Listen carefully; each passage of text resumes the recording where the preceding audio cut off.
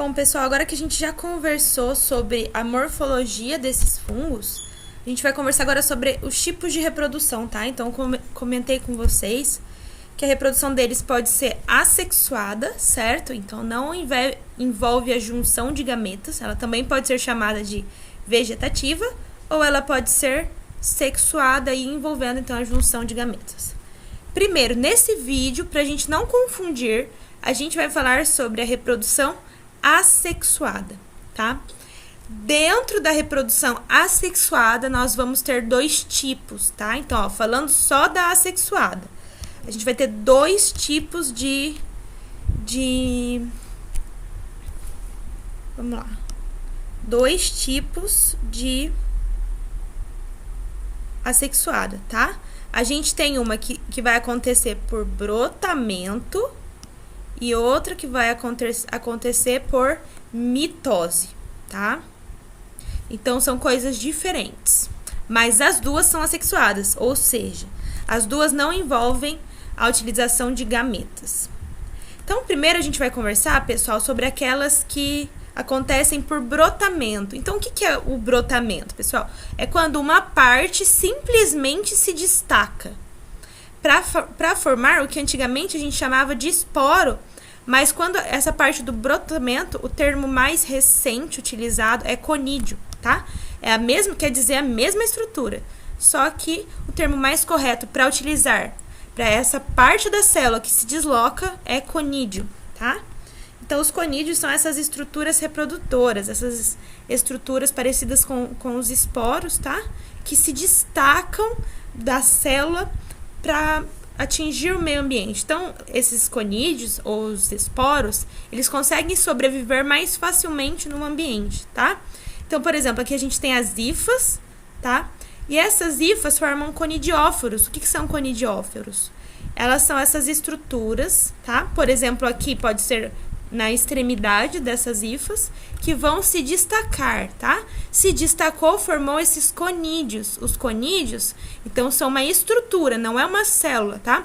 É uma estrutura que tem material genético e que, em condições ambientais, pode germinar, ou seja, ele pode se desenvolver em condições ideais e formar novas hifas, tá? Então, essa é a ideia geral dos conídeos. Existem três formas de formação dos conídeos, tá? Existem os artroconídeos. Então, vocês lembram que tinha as hifas septadas, vários septos, várias partezinhas? Então, os artroconídeos, pessoal, são as hifas que têm esses septos e essas regiões se deslocam, se desmembram, tá? Das hifas. Então, tem uma fragmentação dessas regiões septadas, tá? Então, aqui nessa imagem bem bonitinha, é como se essas regiões aqui, septadas, elas se deslocam, tá? Então, simples assim, são artroconídeos, elas só se deslocam. Os blastoconídeos, pessoal, é o que a gente mais imagina de um brotamento, tá? Então, eu coloquei esporos, tá? Ou conídeos. Então, esse blastoconídeo, e a partir dessa célula, é formada um broto. Então, blastoconídeo é só a célula-mãe, tá? E a partir dessa célula-mãe, se desloca, se desmembra um pedacinho, um broto, que vai formar, então, o conídeo, uma outra forma aí, né, de esporo. Aqui, essa outra imagem tá sendo feita, então, esse destacamento da célula-mãe, tá? E aí, pessoal, a última forma é o clamidoconídeo, tá? Nesse clamidoconídeo, se vocês observarem aqui nessa porção terminal da hifa, ela tem um aparelho, uma estrutura específica que vai ser responsável somente por esse destacamento, tá? Então, lá na porção terminal, tem porções específicas, tá? Isso é diferente da septada, então é uma espécie de bolsinhas, tá? E dessas bolsinhas, os conídeos são destacados. Então, destaca a bolsinha inteira e é liberado o conídeo aí para o meio ambiente, tá? Então, essas três formas. Se ficar com dúvida, me perguntem, ou podem me perguntar na aula que eu posso explicar melhor se tiver dúvida, tá bom? Olha que coisa mais linda, gente. Isso aqui, então, é uma hifa. Acompanhem comigo. Aqui eu tô do lado da hifa. A hifa se ramifica. E aí, na pontinha, tem uma coloração, marcação para essas estruturas terminais, tá? Que vão ser destacadas, liberando, então, conídeos aí para o meio ambiente. Certo? Então, essas que eu falei para vocês são formas de produção de conídeos. Então, tem destacamento da célula. Agora, uma outra forma é através da cisciparidade. Lembra que eu falei, então, dá para ser por brotamento ou por mitose? A cisciparidade é quando esses fungos fazem mitose. Então, uma célula mãe vai dar origem a duas células filhas idênticas, tá? E agora a gente vai chamar de esporos, esse é o nome correto mesmo, tá? Então, o processo de cisciparidade é a formação de esporos através de mitoses. Existem dois tipos, tá, de cisciparidade.